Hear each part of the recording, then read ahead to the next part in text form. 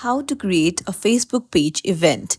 Hey everyone, welcome back to the channel. But if you're new here, don't forget to hit the subscribe button. So today I'll guide you on how to create a Facebook page event in simple steps.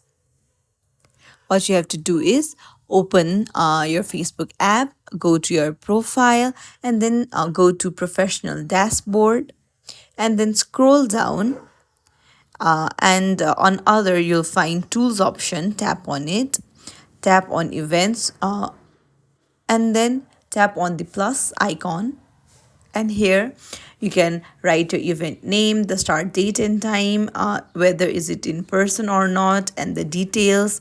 And you can even market events, add host, chat with guest, and so on. You can also add repeat the event if you want to. You can also add tickets. You can even upload pictures from a gallery, also pick a GIF, and so on. If you found this tutorial helpful, don't forget to like and subscribe to our channel for more tips and tricks. Thank you for watching. I'll see you in the next video.